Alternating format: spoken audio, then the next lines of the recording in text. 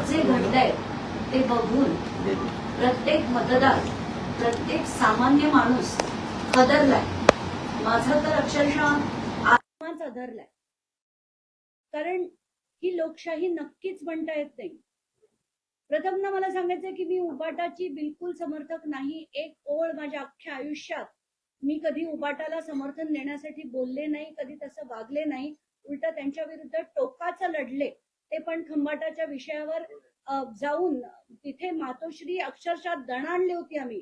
पण असं असताना सुद्धा आज जे होतंय ते बघून बिलकुल कुठेतरी इतकं मन अस्वस्थ झालंय.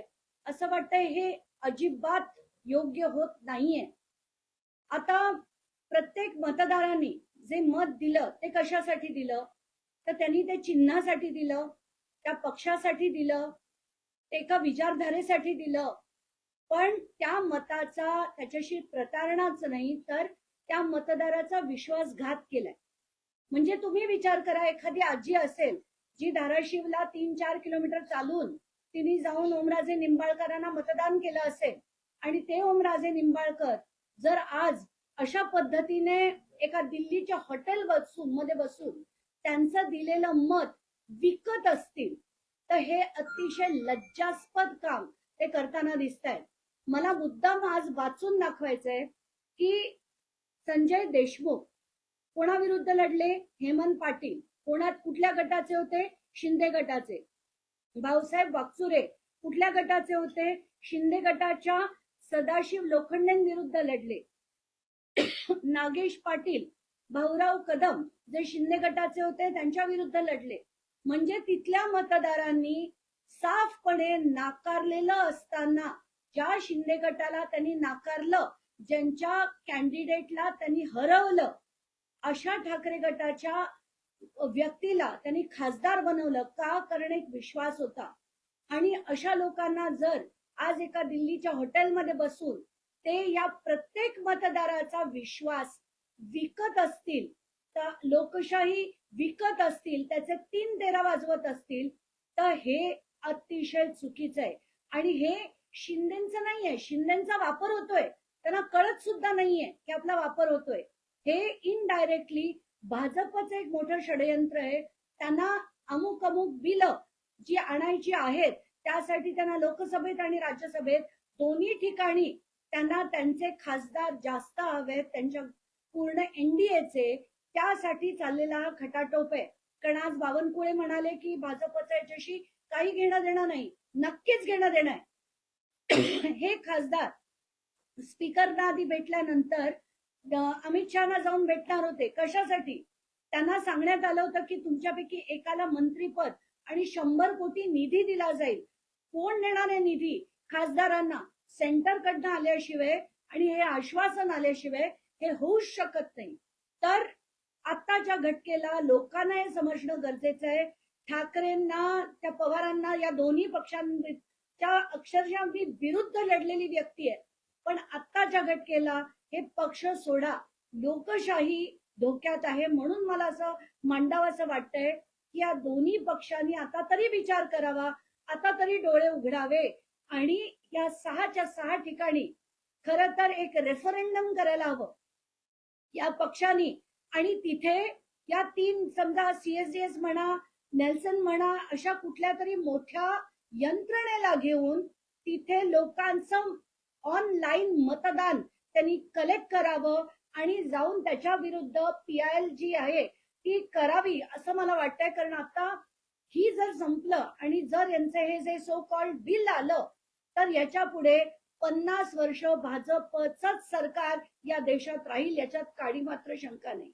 कारण प्रत्येक राज्यात जर यांची मोठ्या मोठ्या राज्यांमध्ये जर त्यांचे आमदार आणि खासदार वाढले तर भाजपशिवाय या देशात कोणीही उरणार नाही. आणि हे लोकशाहीसाठी घातक आहे. म्हणून मी आज ही प्रेस कॉन्फरन्स बोलवली आहे.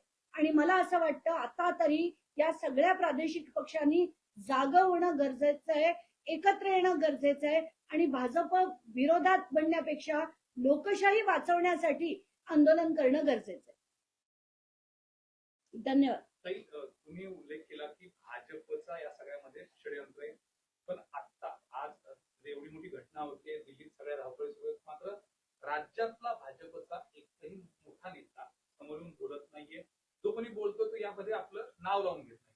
तुम्हाला असं वाटतंय की म्हणजे 19 पासून आतापर्यंत जर एक पॅटर्न जर बघितला तर राज्यात जे काही घडलंय ते केंद्राच्या हिशोबाने किंवा केंद्राच्या सोयीनं घडलंय.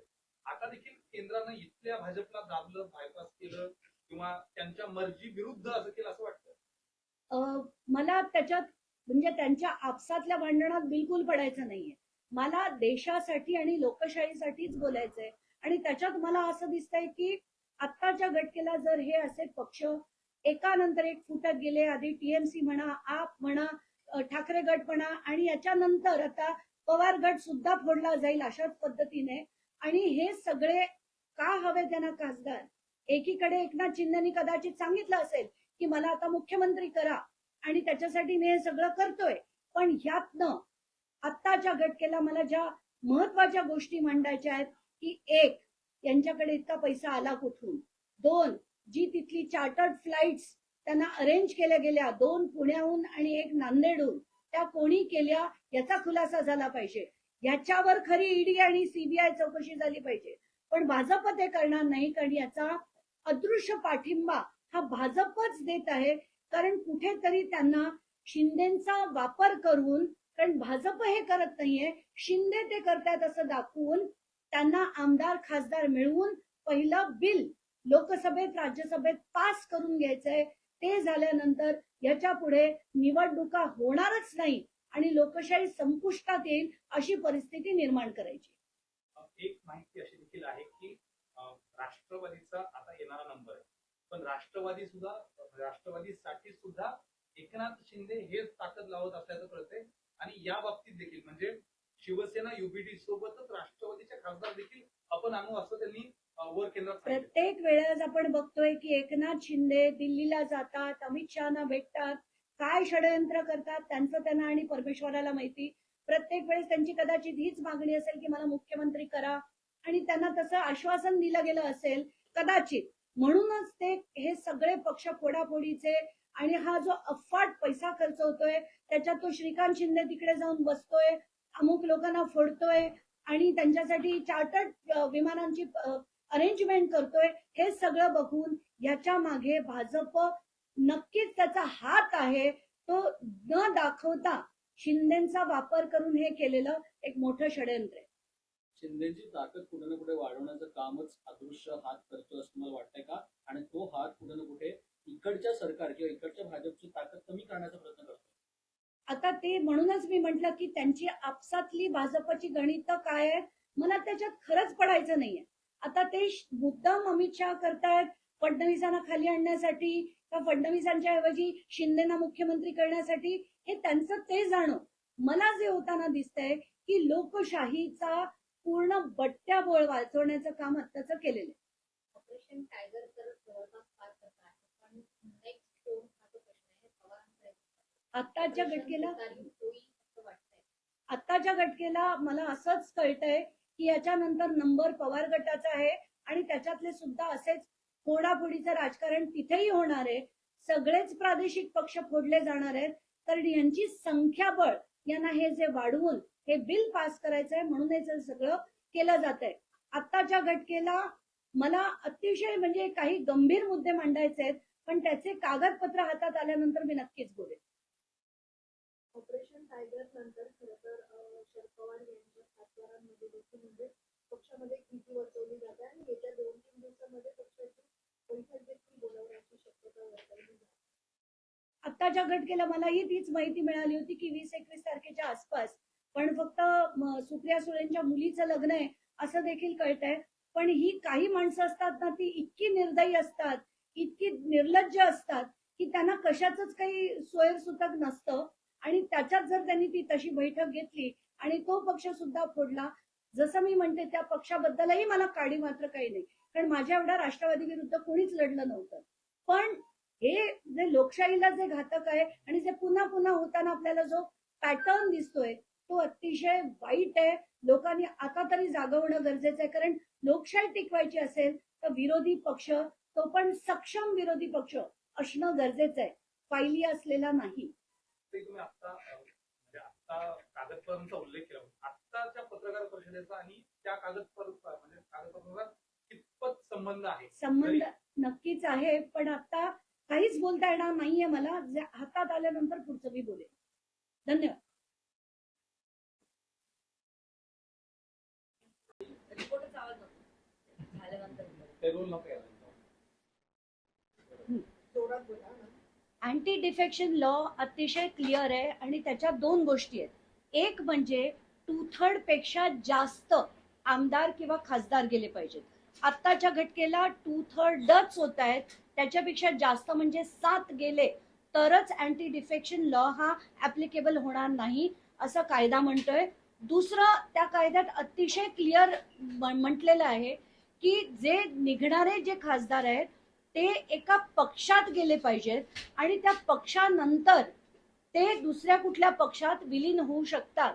आत्ताच्या घटकेला यांनी जरी गट बनवला असेल तरी मला वाटतं हे 2 दिवसात अनेक गोष्टी अजूनही होतील. कदाचित यांचं विलिनीकरण हे एका लॉन्डर्ड पक्षात, आणि हे मी अतिशय रिस्पॉन्सिबली म्हणते कारण टीएमसी मध्ये जो पॅटर्न आहे तो कायद्याप्रमाणे गेलेला पॅटर्न आहे की आधी त्याचं विलिनीकरण हे एखाद्या लॉन्डर्ड, म्हणजे जसं शेल कंपनीज मध्ये मनी लॉन्डरिंग होतं तसं आता अशा क्षुल्लक पक्षांचा वापर होऊन हे जे खासदार आमदार आहेत त्यांना त्या पक्षात घेऊन मग तो पक्ष कदाचित शिंदे गटाबरोबर ते विलीन करतील. हा कायदा म्हणतो म्हणून मी हे मांडलेलं आहे.